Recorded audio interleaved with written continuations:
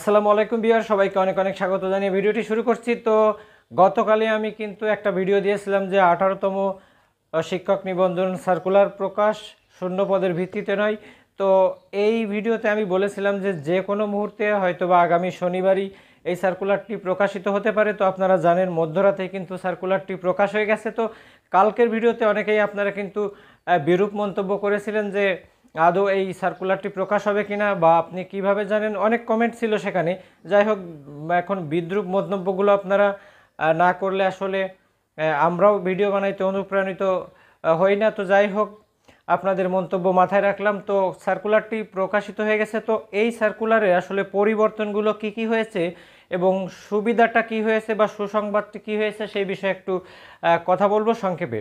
তো প্রথম যে সুবিধাটা এখানে পাবে যারা, বিশেষ করে চারুকলা, ইবতেদায়ী মৌলবী, সহকারী মৌলবী বা এরকম বেশ কিছু গার্হস্থ্য অর্থনীতি বা গার্হস্থ্য কৃষি শিক্ষা, ট্রেড ইন্সট্রাক্টর, বেশ কিছু পদ সংখ্যা আছে যেখানে প্রার্থীরা বিষয়ভিত্তিক ভাবে অনেক জ্ঞান অর্জন করে থাকেন, কিন্তু আসলে এই সাধারণ জ্ঞান অর্থাৎ বাংলা, ইংরেজি, গণিত বা সাধারণ বিজ্ঞান এই ক্ষেত্রে তাদের দক্ষতা বেশি না থাকার কারণে কিন্তু প্রিলিমিনারি পরীক্ষাতেই অনেকে ড্রপ হয়ে যায়।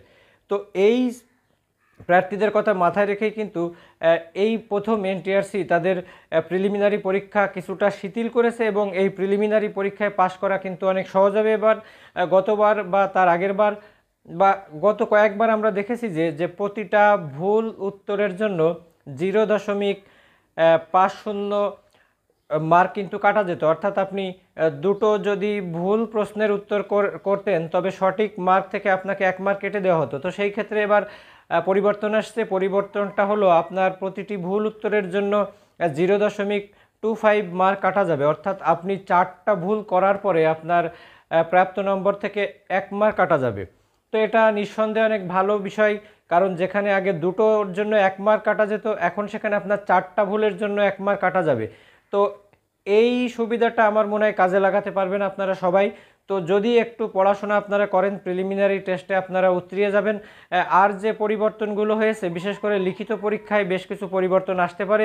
যে সমজাতীয় বিষয়গুলো লিখিত পরীক্ষা কিন্তু একটা বিষয়ের উপর হতে পারে, তো সেই আপডেটটা এখনও দেয়নি। তারা অলরেডি বলে দিয়েছে যে লিখিত পরীক্ষার আসলে মানবন্টন বা লিখিত পরীক্ষার সিলেবাসটা তারা তাদের ওয়েবসাইটে আপলোড করে দেবে, সেখান থেকে আমরা জানতে পারবো।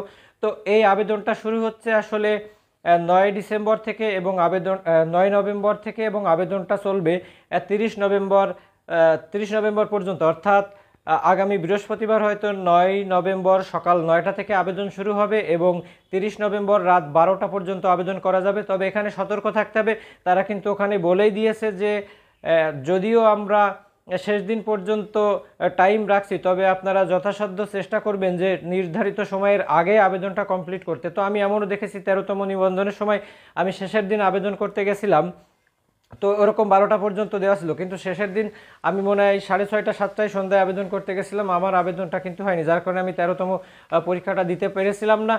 তো যাই হোক, এই যে পরিবর্তনগুলো হলো, বিশেষ করে এমসিকিউ পরীক্ষাটা কিন্তু অনেক সহজ হচ্ছে এবং এই এমসিকিউ আপনি যখনই উতরে উঠবেন তখন আপনার নিজের বিষয়ভিত্তিক পরীক্ষা, লিখিত পরীক্ষা হবে। সেটা যদি ভালো করতে পারেন অবশ্যই সামনে ভালো কিছুই আপনার জন্য অপেক্ষা করছে। তো আজকের মতো এ পর্যন্ত, সামনে নতুন ভিডিও নিয়ে আসবো। আরও কিছু জানা থাকলে কমেন্ট করবেন, ভিডিওটি ভালো লাগলে একটি লাইক দিবেন, চ্যানেলটি নতুন দেখে থাকলে সাবস্ক্রাইব করবেন। ধন্যবাদ।